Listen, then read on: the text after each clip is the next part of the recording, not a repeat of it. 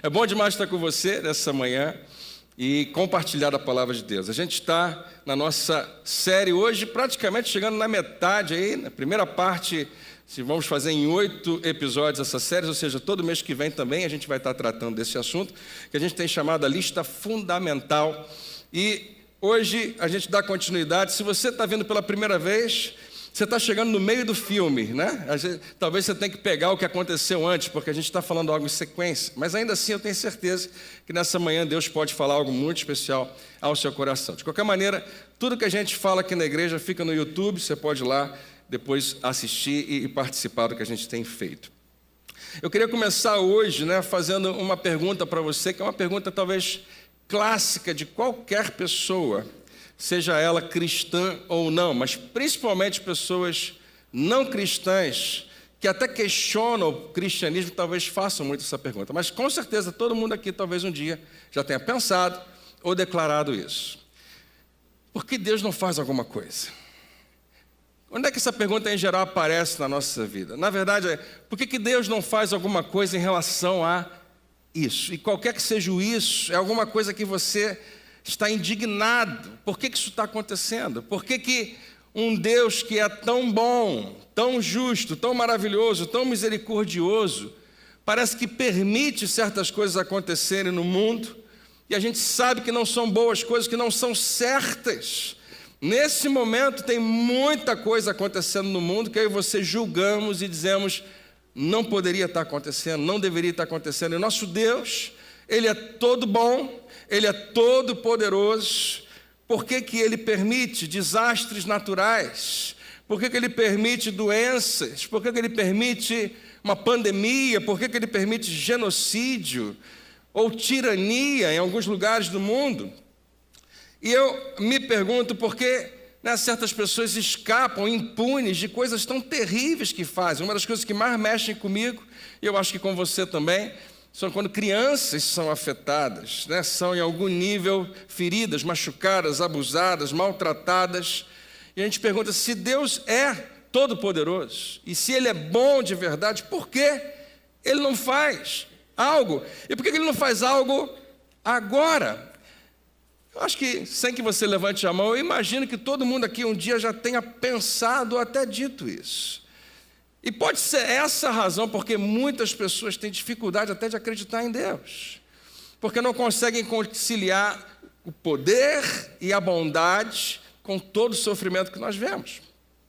E porque outras pessoas também às vezes se afastam do cristianismo para reavaliar a sua fé. Não sei se é o seu caso, não sei se é o caso de alguém que está me ouvindo hoje, mas a gente vai dar um passo nessa direção. Hoje a gente continua então a nossa série, a lista fundamental, e eu chamei o subtítulo Redescobrindo os Essenciais da Nossa Fé. Em outras palavras, nós estamos tentando responder a pergunta: o que uma pessoa precisa acreditar para ser um seguidor de Jesus fiel, para ser alguém que realmente está seguindo a Jesus? Qual é o mínimo, qual é o básico, o que não pode faltar? O que é essencial, o que é fundamental?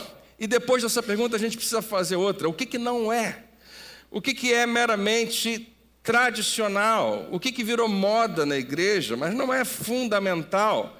É discutível, é apenas cultural e pode até às vezes ser prejudicial e deve ser deixado para trás.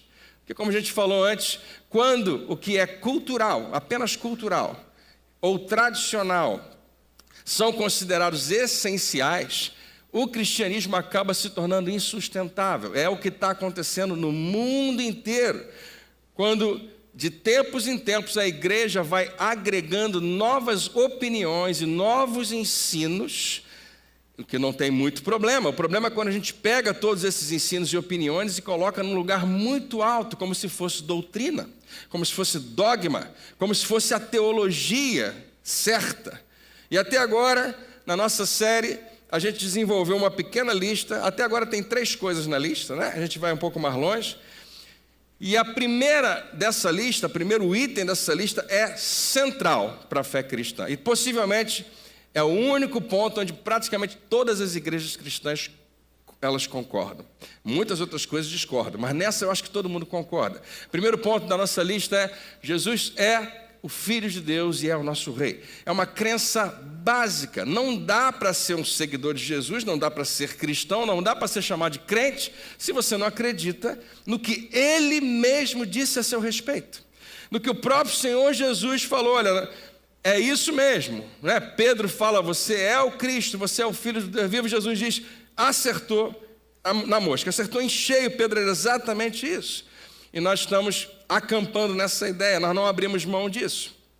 Segundo item da lista, que Jesus veio para nos revelar Deus, para apresentar e representar quem Deus é, para nos ensinar e explicar e tirar um pouco do mistério de quem Deus é e adicionar um pouco de personalidade à ideia que as pessoas tinham de Deus, mas também para modelar isso com a sua vida. Então, toda vez que você vê Jesus em ação na Bíblia, você está vendo a vontade de Deus em ação, você está vendo Deus agindo. Eu não sei qual é a visão que você já teve ou tem de Deus, mas quando a gente conversou sobre isso, eu chamei as pessoas para repensar a sua visão, de reconhecer realmente que Deus é revelado na pessoa de Cristo.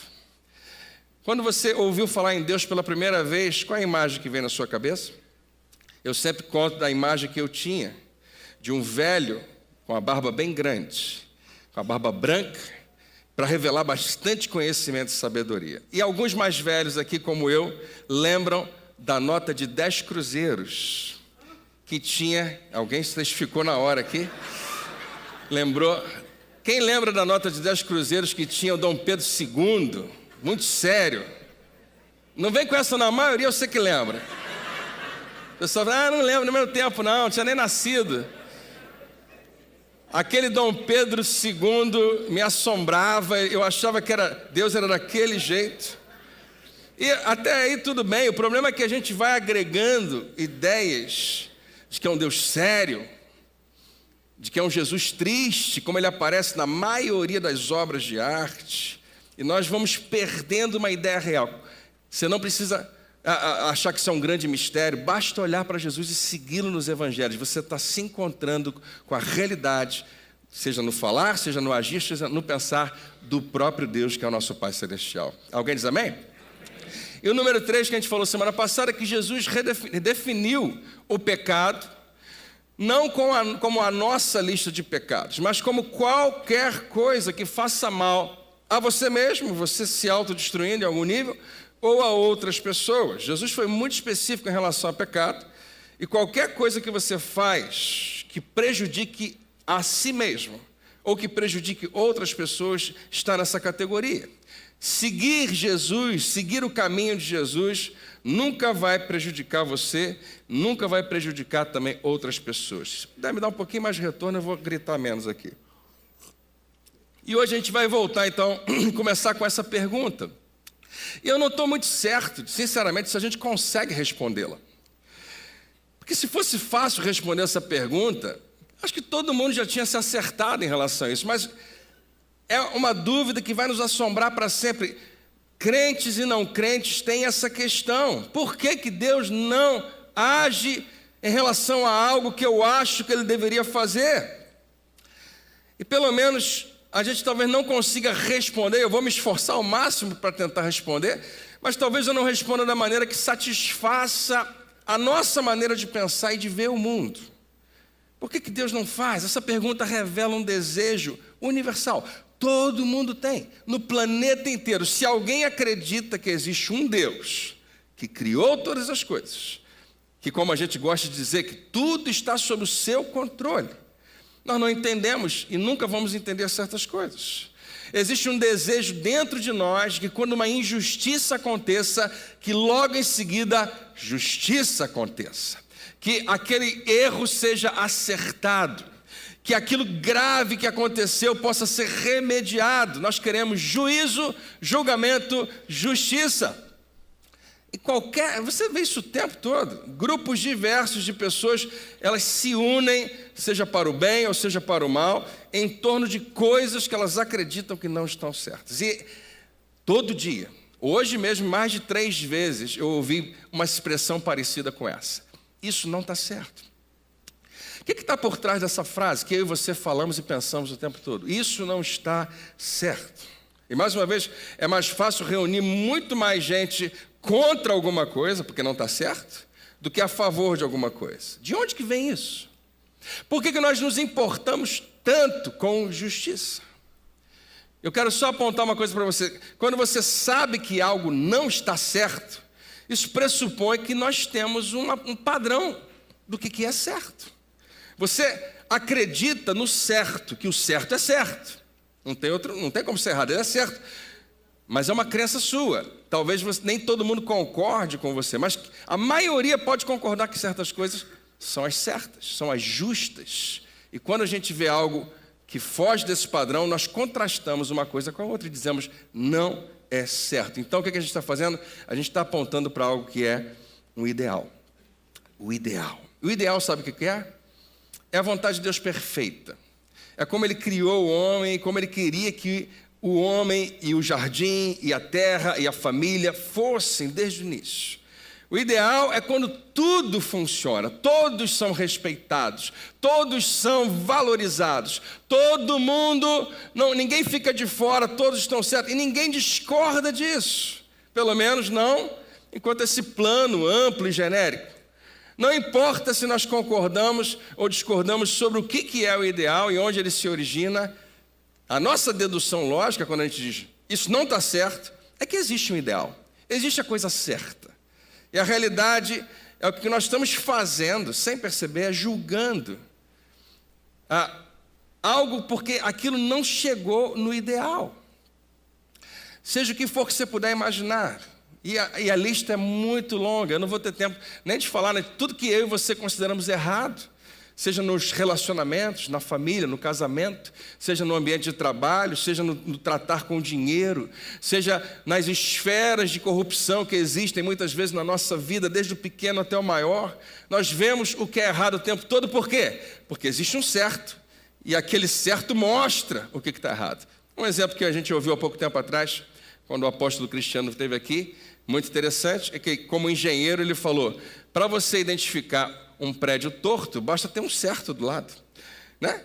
Você vê um prédio certinho, ele denuncia todos os outros que estiverem tortos, porque na comparação, quando você vê algo que está certo, os outros que são errados acabam chamando atenção.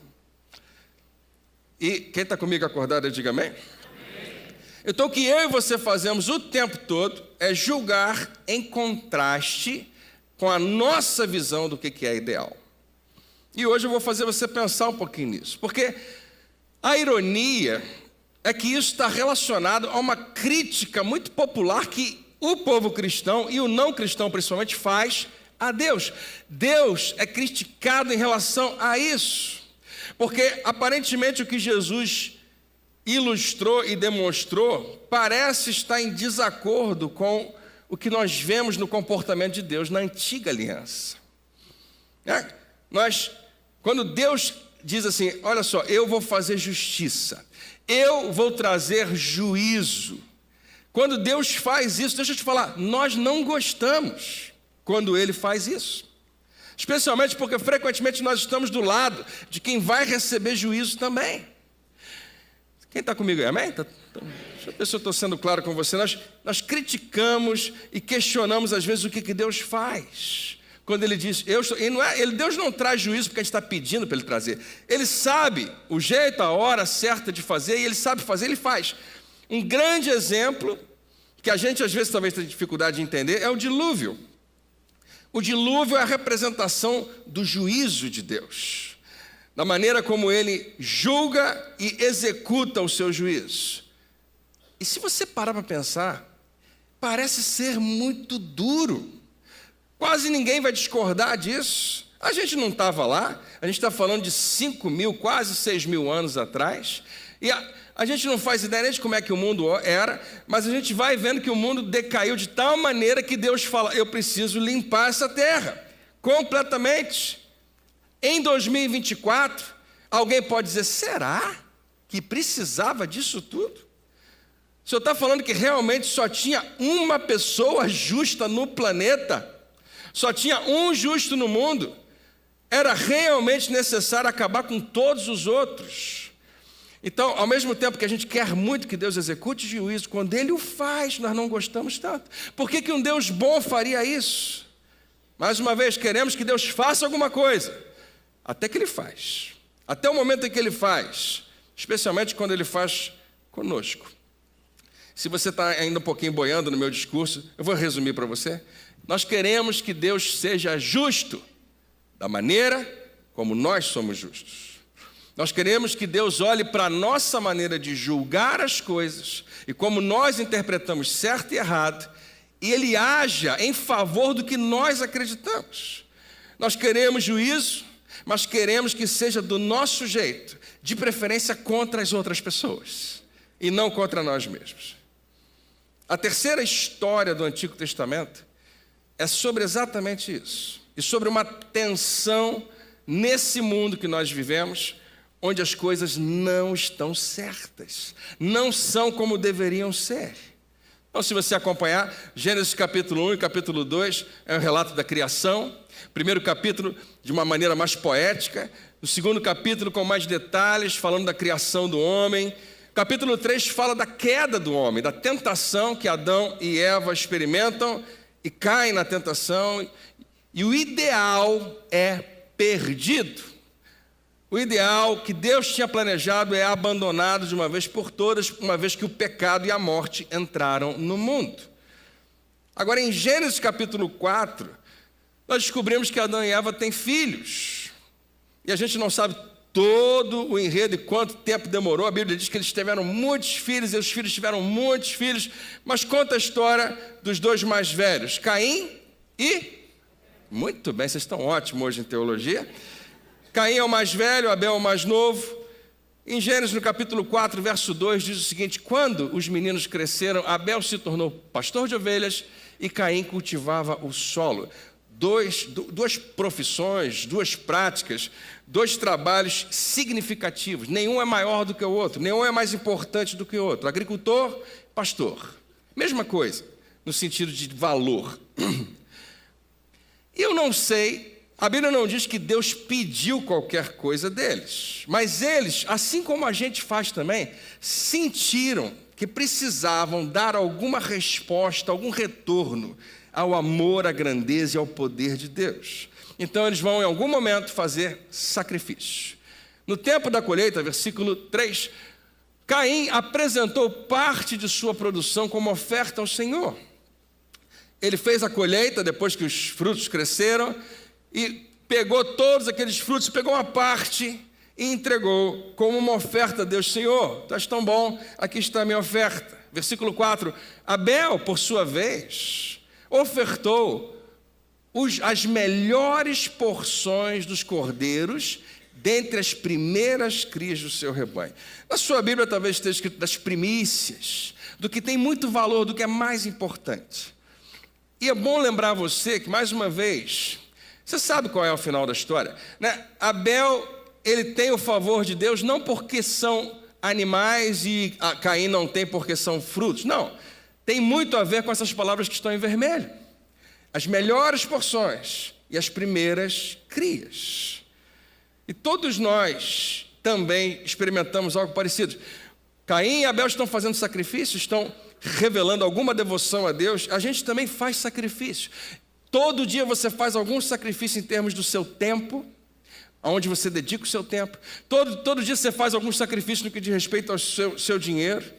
Nós oferecemos o que nós temos, nossos talentos, nossos recursos, para aquilo que a gente considera importante. E nós tentamos sacrificar as coisas certas, pelos motivos certos e pelas pessoas certas, do jeito certo, na hora certa. Por quê? Para que as coisas corram bem, para que nós possamos prosperar. O que eu estou falando? Eu estou falando que algo que você já sabe, que quando você faz o que é certo, o resultado é bom. Mas você vê esse momento onde a Bíblia diz que cada um dos dois vem e traz algo a Deus. Abel e Caim trazem algo a Deus. E se existe um primeiro e um melhor, Abel faz questão de pegar o primeiro e o melhor e entregar a Deus.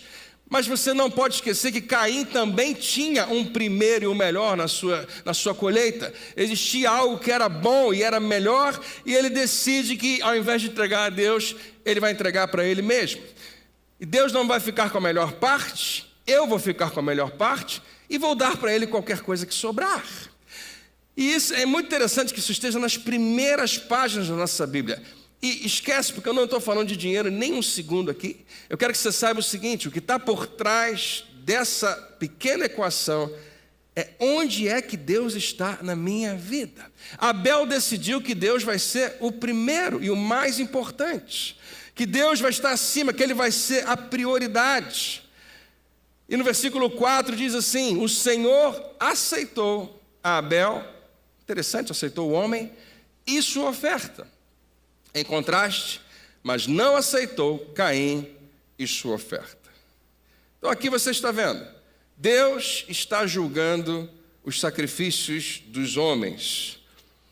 E de acordo com o julgamento de Deus, o juízo de Deus, o sacrifício de Abel é aceitável, mas o de Caim não aceitável.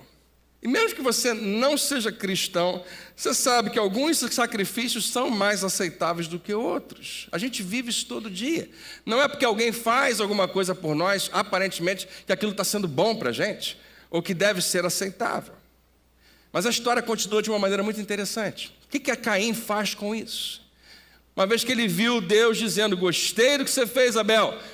Caim, tem que melhorar. Caim se enfureceu e ficou transtornado. Interessante. Por que ele ficou desse jeito? Melhor ainda, por que a gente fica desse jeito? Porque é precisamente o que acontece quando você se sente julgado. Eu não conheço ninguém que goste de ser julgado, que goste de ser avaliado em comparação a outros que estão melhores do que você. Muitas vezes o que a gente sente é vergonha. Poxa vida, o que o outro fez está sobressaindo de tal maneira que o que eu fiz parece que é pior do que é. Constrangimento quando alguém faz isso com a gente. Nós não queremos que as nossas imperfeições apareçam. E deixa eu te falar, você tem. Todo mundo tem um monte de imperfeições. Não querer que elas apareçam pode ser normal, mas não é o fim do mundo.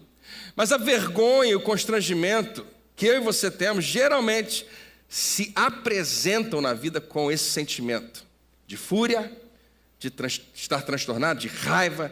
A gente usa mais a expressão nervoso. Caim está nervoso. E o que Deus diz a ele é muito interessante. Versículo 6. Por que você está tão furioso? O que fizeram contra você, Caim? Você veio trazer uma coisa, eu preciso avaliar.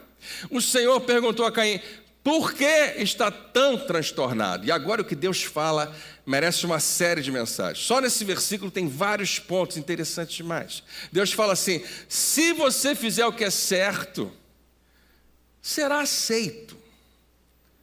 Parece tão básico isso, mas Deus precisa falar para o homem. Se você fizer o que é certo, será aceito.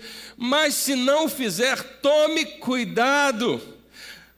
Não é que você não será aceito nunca, não, preste atenção, o pecado está à porta. Eu gosto dessa expressão, à porta. Significa que ele não entrou ainda, mas olha a próxima parte. A sua... Quem está dormindo, diga amém. Eu já sabia, mas eu precisava acordar você agora. Faz essa imagem comigo. O pecado está à porta. A sua espera. Você já parou para pensar nisso? Você vive assim pensando que o pecado está à porta? Você sabe quando você não precisa se preocupar com isso? Quando você cumpre a primeira parte. Se você fizer o que é certo, será aceito. Mas o pecado está à porta, à sua espera e pior, deseja controlar sua vida. O que o pecado quer fazer não é apenas fazer você cair, quer decidir por você, quer escolher por você, quer dizer para onde que você tem que ir. E eu sei que essa mensagem pode cair no coração de pessoas que estão me ouvindo aqui dentro ou assistindo pela internet como algo que Deus precisava falar com você hoje, porque às vezes nossa vida está sendo controlada e não é pelo Espírito Santo de Deus, não é apenas pela quantidade de sentimentos que eu tenho, que é a maior força controladora que a gente tem, mas pelo pecado. O pecado cega as pessoas e faz com que ela tome decisões que ninguém entende. Mas você, olha aí, Deus dá no final uma resposta. Deus poderia falar só até aqui onde está vermelho, né? Onde o pecado está. A porta espera quer te controlar. Não. Adão, Caim, você pode e você é quem deve dominá-lo. Eu coloquei em você a força suficiente para mudar esse jogo, para não deixar que o pecado seja maior do que você. A resposta de Deus é mais ou menos como, cara, o que você achou que ia acontecer? Se você fizer os sacrifícios certos, as coisas vão ser favoráveis para você. Funciona assim, sempre vai ser assim. Mas se você não fizer o que é certo, você está convidando o pecado e as consequências do pecado para a sua porta. E olha, se você deixar, ele vai te pegar e vai tentar controlar você e vai conseguir muitas vezes. E é importante notar que essa passagem vai nos dizer que Caim não está apenas chateado com Deus. Na verdade, Caim teria que ir no psicólogo, fazer uma sessão de terapia, porque no versículo você não tem uma resposta rápida. Por que ele está chateado? Deus pergunta, por que você está nervoso? Você tem que cavucar um pouco mais. Está mais lá do fundo. O que você tem, Caim? Ele está chateado com uma outra coisa. E a gente muitas vezes ignora essa coisa. É que o sacrifício do seu irmão mais novo, Abel, está expondo a maneira, está revelando a maneira ideal de viver e expondo o contraste com o que ele estava apresentando. É que alguém está mostrando, alguém ou alguma coisa está mostrando o meu defeito. Porque ele está sendo certo, revela quando eu estou sendo errado. Porque ele está sendo bom, revela quando eu estou sendo mal. E não importa nem se você acredita que essas duas pessoas são reais ou não, algumas pessoas têm dúvida em relação a isso, ainda assim a história é perfeita. E a experiência humana confirma isso. Por quê? Deixa eu dar alguns exemplos para vocês. Quantos maridos tem aqui? Diga amém. Se a sua esposa, em algum momento, sem perceber o que ela está fazendo, ela elogia o marido de outra pessoa, qual maravilhoso é o amigo da sua amiga é. E ele é maravilhoso. Ou quando os seus filhos, agora falando para casal, quando os seus filhos falam como os pais do fulaninho são fantásticos. E os pais tá falando, ouvindo aquilo, você já está sentindo qual é o sentimento que vem logo depois? Ou quando o seu patrão, o seu chefe destaca como o seu colega de trabalho é competente e é pontual e faz tudo certinho.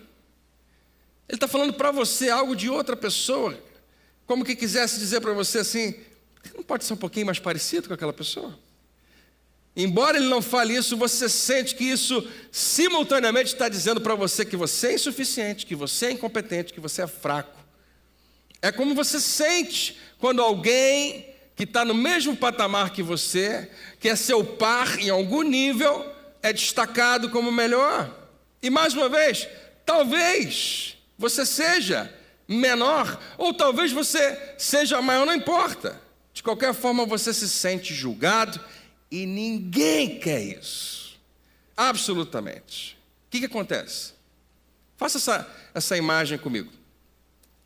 Seja marido, seja esposa, seu cônjuge chega para você e elogia o cônjuge da outra pessoa. O marido fala, você viu como a esposa foi legal com ele, carinhosa, atenciosa, e você está só ouvindo, pensando, miserável. Né? Ou, mas seja o que for, você tem duas opções.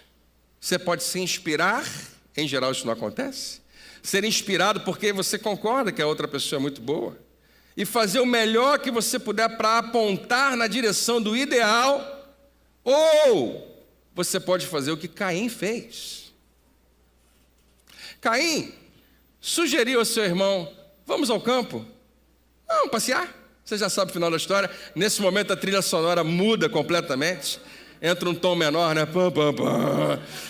Vamos ao campo. Enquanto estavam lá, Caim atacou seu irmão Abel e o matou. Eu li a história toda, é isso mesmo? Então Abel traz uma oferta a Deus. Deus gosta. Caim traz uma oferta a Deus e Deus não gosta. E eu vou lá e mato o meu irmão.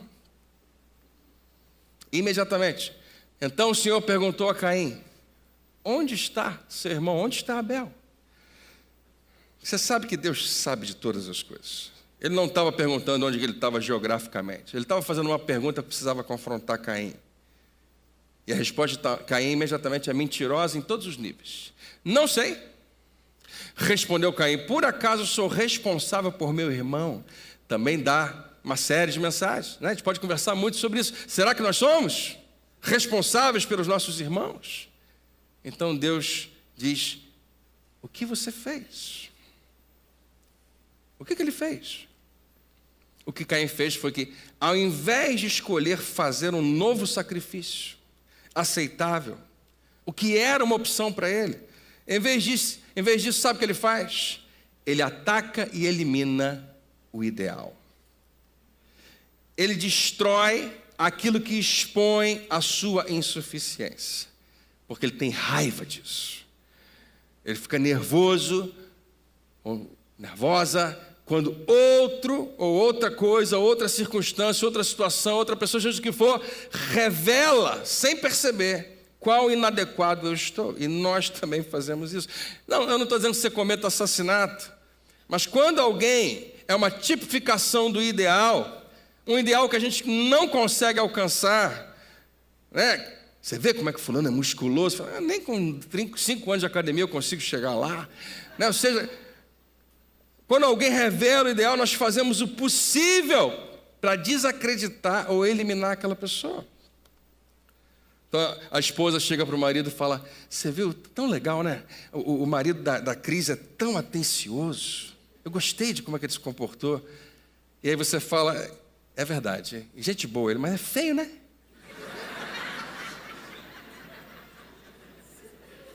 Aí, e olha, fiquei sabendo que ele não ganha bem.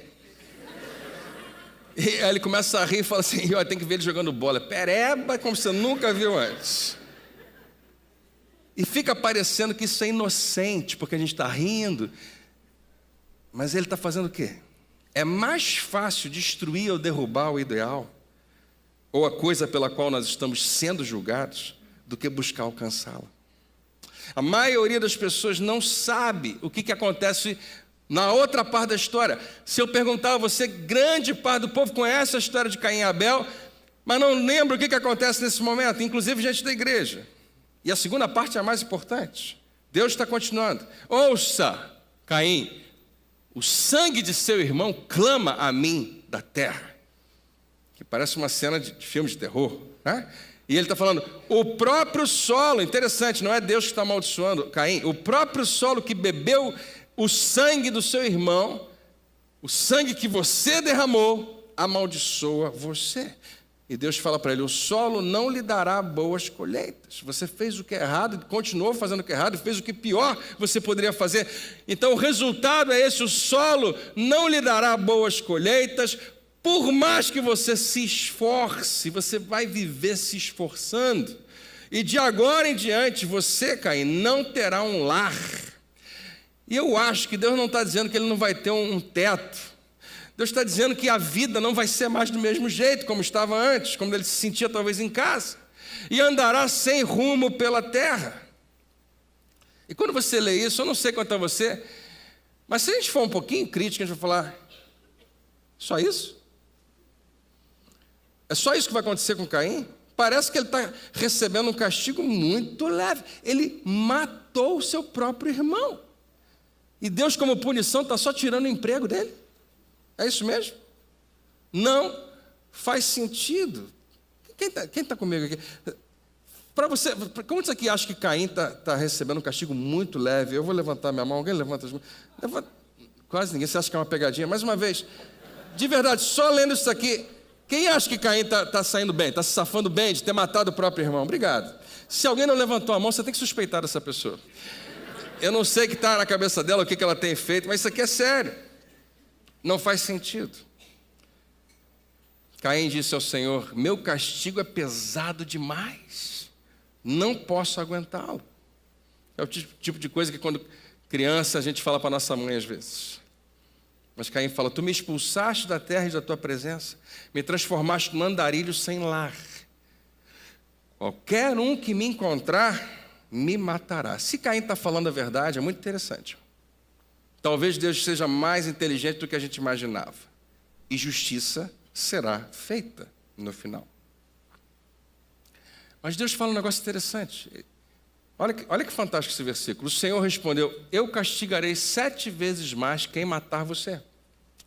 Em outras palavras, eu estou ameaçando qualquer um que chegue perto de você nesse sentido. Então o Senhor pôs em Caim um sinal para alertar qualquer um que tentasse matá-lo. Não faço a menor ideia, não tente descobrir o que é, mas de alguma maneira Deus colocou um lembrete em Caim, onde as pessoas olhassem e vissem assim: não posso tocar nesse homem porque ele é protegido. Eu já pensei muito sobre isso, eu já li e ouvi muito sobre esse assunto. Por que Deus faria isso? O cara matou o seu irmão, Deus fala que a própria terra o amaldiçoa, e Caim, com medo de morrer, fala com Deus: eu acho que vão me matar, e Deus fala: não, eu vou te proteger. O meu melhor entendimento, e mais uma vez, eu não posso dizer que eu tenho certeza, mas que parece ser um ato da graça de Deus para com Caim. Mas preste atenção, mais ainda é um ato da graça de Deus para com a família de Abel, supondo que ele tivesse uma, porque a gente está tentando trazer isso para o nosso dia a dia. Os filhos de Abel, os netos de Abel, ou a sua descendência, seria muito tentada a dar o troco. É o que a gente vê o tempo todo. Quantos filmes a gente já viu assim, né? Você matou meu pai, e agora vai receber o troco. Porque qualquer crime em geral provoca isso. Assassinato provoca em todo mundo um desejo de vingança. E os descendentes de Abel seriam tentados a vingar a sua morte. E se Deus simplesmente deixa isso para lá, vocês vinguem-se uns aos outros, nós vamos descobrir que historicamente sociedades inteiras são destruídas quando o povo, os seus governantes, permitem que nós façamos justiça com as próprias mãos. É bonito em Hollywood, é bonito nos filmes que a gente assiste, a gente gosta às vezes de ver a justiça acontecendo com as próprias mãos, né? Desejo de matar 1, 2, 3, 4, 5, todos que o Charles Bronson já fez. Mas brincar de juiz e fazer justiça com as próprias mãos seria transformar qualquer descendente de Abel em Caim. É isso que acontece.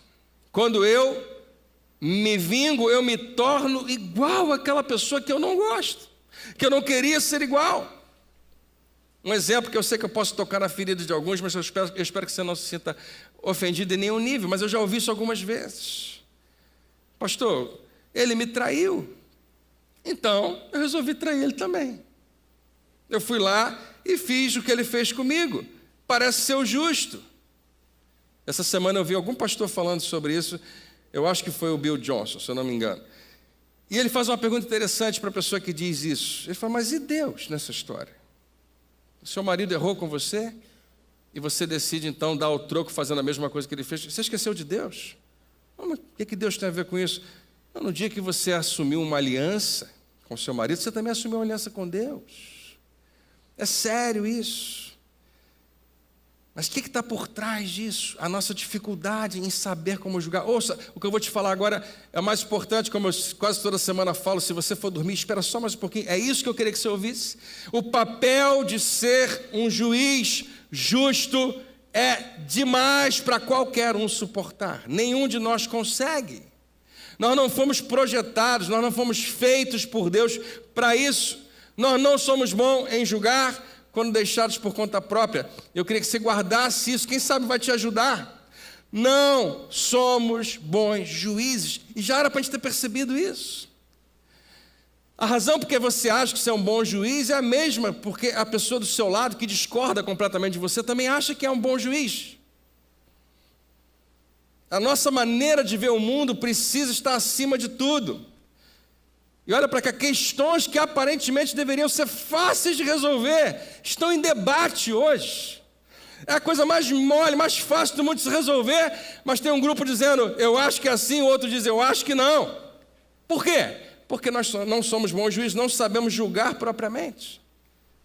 Questões como aborto, como pena de morte, legalização de substâncias, Eu penso que não precisavam ser debatidos, não precisavam ser discutidos. Por que são?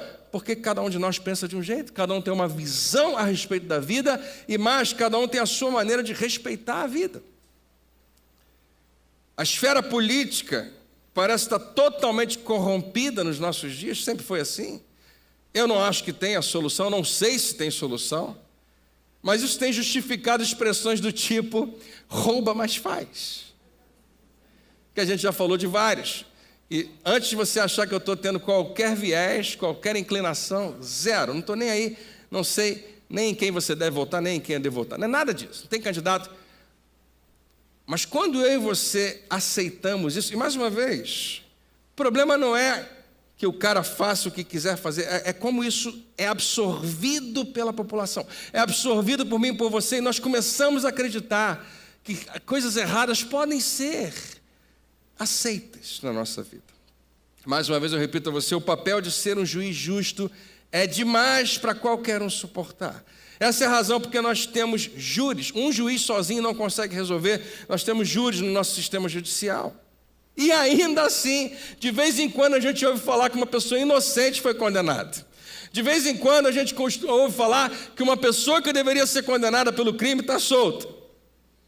Esses dias eu fui com meu filho, a gente assistiu um filme em casa mesmo, um filme antigo pra caramba, mas bom demais, que eu não sei se algum de vocês viu, chama-se 12 Homens e uma Sentença. Alguém já viu esse filme? É um filme sensacional, velho pra caramba, mas esse filme, sem dar nenhum spoiler, é uma ilustração clara de como nós somos ruins em julgar. A história começa de um jeito e vai mudando completamente para revelar que homens como eu e você, mulheres, nós temos a nossa própria capacidade de ver. E nós achamos que vimos algo quando na verdade vimos errado. Nós achamos que ouvimos algo quando na verdade ouvimos errado. A nossa interpretação das coisas frequentemente é um engano. Quantas vezes você prejulgou ou julgou mal alguém numa situação? Você foi injusto. Muitas vezes nós somos rápidos em julgar e fazemos isso de maneira incorreta. Eu acho que já aconteceu comigo em algum nível, eu não lembro, mas eu vi um pai falando há pouco tempo atrás que os seus 2 filhos pequenos brigavam o tempo todo. Só que o menor é quem mais provocava. O menor sempre fazia alguma coisa. Eu sei que estou falando com algumas pessoas aqui hoje, que está testificando no coração. O filho mais novo perturbava uma velha, mas batia nele, né, fazia... E ele já estava acostumado, quando vinha chorando para o pai, já sabia que o mais novo tinha feito alguma besteira. Aí uma vez os 2 vieram correndo, chorando, um veio atrás do outro para ver se o outro ia falar a coisa certa, e aí o pai já começou para o mais novo. O que você fez dessa vez? Como é que você agiu com o seu irmão? E o mais velho falou, não pai, foi eu. E quebrou o pai completamente. Por quê? Porque nós temos uma tendência de pré-julgar. Maior exemplo de toda a história, toda a nação judaica condenou o seu próprio Messias, sem que ele tivesse cometido qualquer mal. Então deixa eu repetir, quem sabe hoje você leva isso aqui para casa e começa a absorver na sua própria vida, que você não consegue mudar ninguém, mas quem sabe você consegue mudar você. Nós não somos bons juízes. Então o que Deus faz? Deus resolve imediatamente. Apesar do crime terrível que Caim cometeu contra o seu irmão, ninguém tem permissão de dar o troco a Caim. Isso dói na gente. Mas olha que interessante, apesar disso, Caim, mais tarde, resolve que ele vai ser Deus, que ele vai ser juiz. E ele decide que se alguém ferir os seus filhos, ele vai vingar os seus filhos 7 vezes. E aos seus netos, 77 vezes mais. E esse espírito de justiça própria, de autojustiça, da maneira como eu enxergo, e de vingança, e de olho por olho, vai permeando sobre toda a humanidade. E várias gerações depois, aparece um cara chamado Tubal-Caim. Basta você ler o restante da passagem. Que é um descendente de Caim, e ele é acreditado como a pessoa responsável pelo início da criação de ferramentas e armas de guerra. É assim que vai. Tudo vai girando a partir daí. E qual é a próxima história da Bíblia? Vocês estão indo tão bem. Vou dar uma dica para você. A próxima história da Bíblia é a destruição da raça humana através do dilúvio. Isso não é uma coincidência. É um arquétipo de tudo o que acontece após a queda de Adão e Eva. O mundo ideal resolvido por Deus estava pronto. E a queda do homem, o ideal é perdido. E coisas agora não estão certas. Está tudo fora do lugar no mundo. E Deus apresenta dois caminhos para seguir: o caminho de Caim e o caminho de Abel. Você escolhe fazer a coisa certa ou ignorá-la. Você pode escolher viver de uma forma que seja aceitável. E Paulo vai chamar isso, quando ele escreve aos Filipenses, viver de modo digno do Evangelho. Ou então de outra maneira, que não seja aceitável. Eu acho tão fascinante isso. Não é interessante que os primeiros capítulos do primeiro livro da Bíblia, Gênesis, são a metanarrativa de toda a história humana. Como viver e como não viver. Está tudo nesses capítulos. E Jesus veio para nos mostrar isso. Ele veio para revelar isso com muita clareza. O convite de Jesus é: vem comigo, siga-me e eu mostrarei a você como viver. Então, antes de você ir embora, eu queria te dizer como você pode aplicar isso na sua vida. Na primeira semana da lista fundamental, nós lembramos que Jesus não é só um grande profeta, um grande pregador, um curandeiro ou qualquer outra coisa que você puder imaginar. Ele é o Filho de Deus, Ele é o nosso Rei, Ele é o nosso ponto de referência, Ele é o nosso modelo, Ele é o nosso herói. E como o Rei definitivo, final que Deus estabeleceu, Jesus tem a palavra final. E quando João fala a respeito dele, o próprio Senhor Jesus diz: o Pai não julga ninguém mais, deu ao Filho a autoridade absoluta para julgar. E olha aqui para mim, quando Jesus fala isso, Ele está dizendo: ninguém mais tem essa autoridade. É exclusivo. Quando você pensa em juízo final, julgamento, em geral a gente pensa só em ir para o céu ou ir para o inferno. E não tem problema, mas quando nós olhamos lá para frente, porque a gente pode chamar do fim dos tempos, eu não sei quando que você acha que vai acontecer, alguns acham que está bem perto, não vamos discutir isso agora, mas qualquer que seja a sua perspectiva, quando você pensa no final, quando você pensa no fim do tempo, e você lembra que Jesus promete que no final dá tudo certo, é uma promessa dele, tudo dá certo no final. Isso é motivo de muito debate, embora Jesus fale sobre isso, os detalhes, a sequência, não são muito claros para a gente. O que está claro é que sim, vai haver um juízo final, vai haver um julgamento no final. E as coisas do céu e do inferno vão ser finalmente completamente separadas uma das outras. E aqui está o que é essencial, que a gente vai colocar como quarto ponto da nossa lista fundamental. Como Jesus é o Rei, o último, definitivo, de Deus, estabelecido por Deus.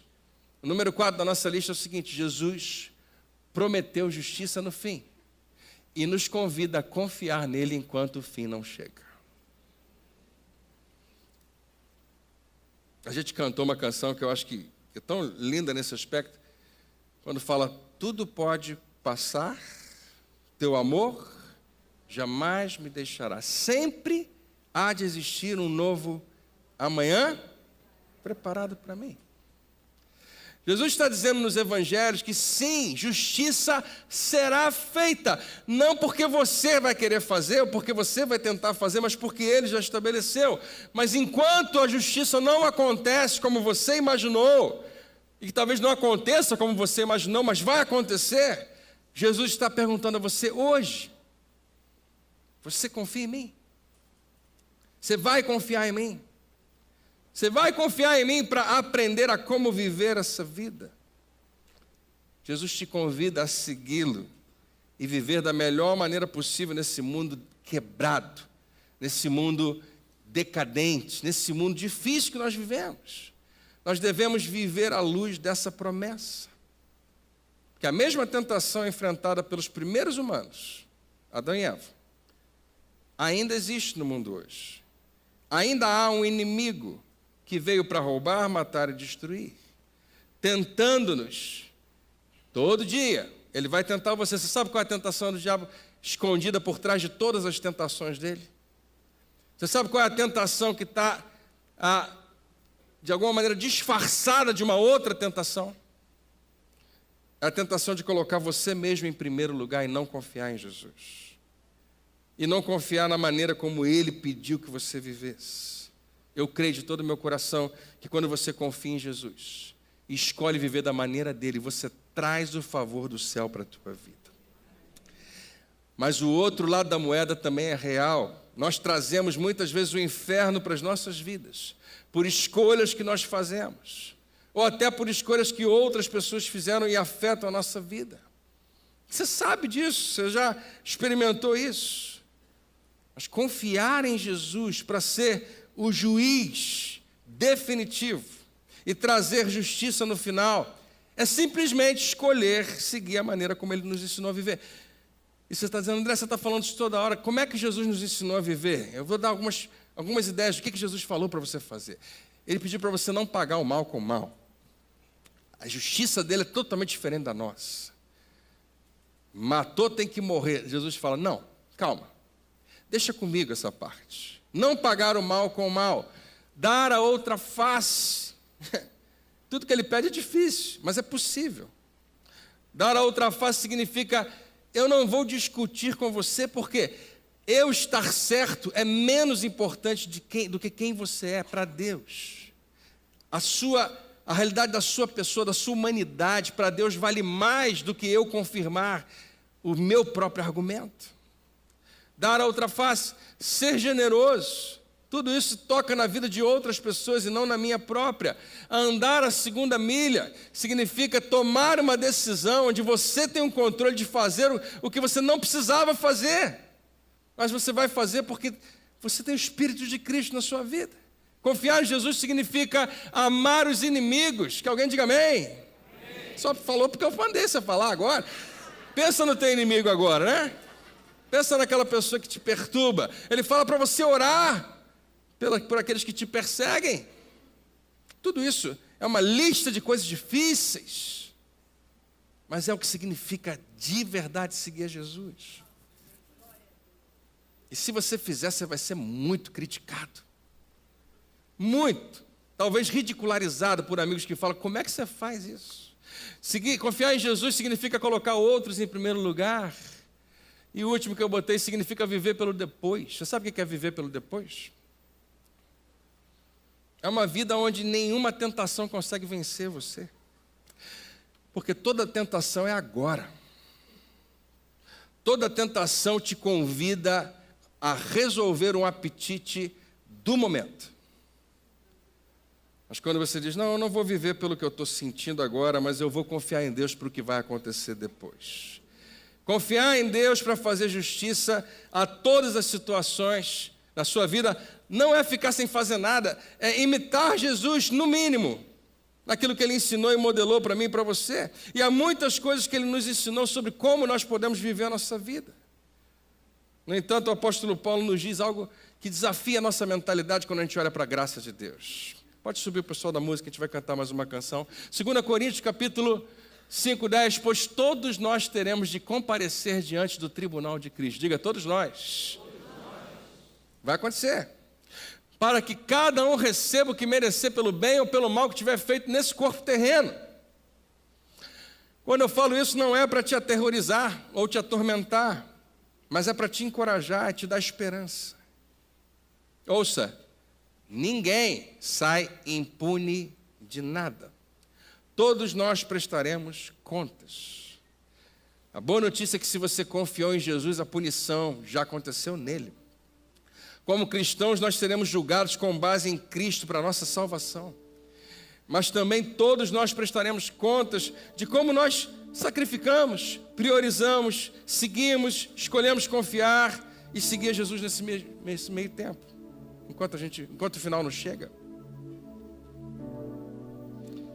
Deixa eu te falar um negócio, você não vai ser recompensado por qual bem você julgou as pessoas. Você foi um bom juiz. Não é o seu papel. Somente aquele que fez o sacrifício final conquistou esse direito de ser o juiz de toda a terra. E quando o nosso rei, ele veio da parte de Deus, apareceu pela primeira vez aqui pela sua graça e misericórdia, você sabe o que ele fez? Ele adiou o julgamento final e deu uma oportunidade para todos os que não viveram adequadamente, pela fé, confiarem na sua obra consumada, quando ele diz, está consumado naquela cruz. Um convite que ele aceitou voluntariamente. Ele aceita o juízo de Deus em nosso favor. Então o seu pecado precisa ser pago, ele foi pago. Deus é justo, ele é justo, por isso o pecado tem que ser pago. Ele é o justificador, ele é, por isso ele mesmo decidiu pagar por você. Jesus se autodenomina o bom pastor que veio dar a vida pelas suas ovelhas. E quando ele faz isso, ele ganha esse direito de ser confiável. Alguém em quem você pode confiar e deve confiar. Se você prestou bem atenção, desde que essa igreja nasceu, há 20 anos atrás, todo domingo, em algum nível a gente repete essa expressão. E quem sabe ela entra no seu coração. Confia em Deus. Porque a alternativa é péssima. Confiar em Deus é o que vai garantir que a sua vida cresça, flua e prospere. Fala para quem está do seu lado, vamos confiar em Deus. Então, por último, para a gente lembrar, quarto item de hoje, Jesus prometeu justiça no fim e nos convida a confiar nele enquanto o fim não chega. Vamos ficar de pé?